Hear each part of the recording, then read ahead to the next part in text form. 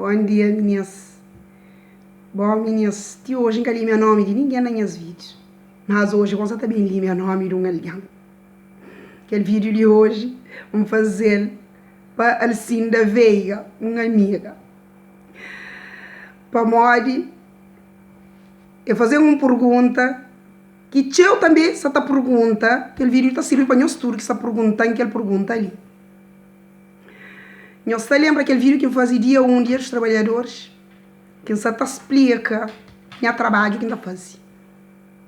Mas ainda uma noite, mas trabalho que acaba para ontem que vai trabalhar, trabalho de mulher no quarto. Esse sabe que tipo de trabalho que você trabalha com o marido no quarto. Essa tarefa duro, mas que sabe. Amigo como me mais duro, o homem explica. Não sabe explica, ninguém gosta explica. Mas um aviso, aquele vídeo de hoje, menino capô de ódio. Interdito a menina que tem 18 anos. Eu só avisaram, o senhor deixou a canara comigo. Aham. Sim, ó.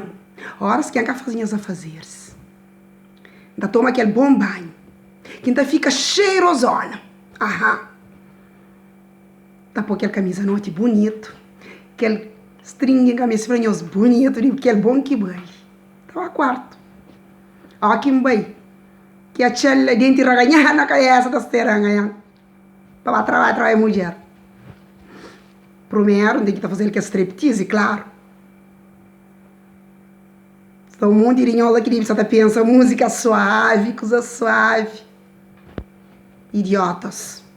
Que ela é coisas de branco. Crioulo é coisa terra. Depois aquele bom funanal, aquele bom batuco. Para morrer crioulo, pesquenta, e pessoa é bunda, tá rabida, tá vai também. Coisa terra. Dentro que ele tá tra camisa noite e folha lá, que ela tá começando a quenta. E depois tá começando a fazer aquele cinema, tra calcinha, cinema, ayan. A hora que eu vai quenta, que a senhora está vaza. Ela, que coisa tá vendo?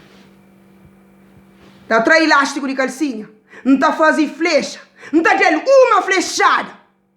Para mostrar se minha escrava, que estava dieta, e deixando dentro da cozinha, uma hora cruca. Coisa que você esperava, hein? Coisa que você esperava. Cabeça de falar, é boa própria, que não sabe papel, coisa que você esperava. Mas você também falava, algum safareza. Se você só quer o xinta, espera xintar. Pouca cria vários na pé.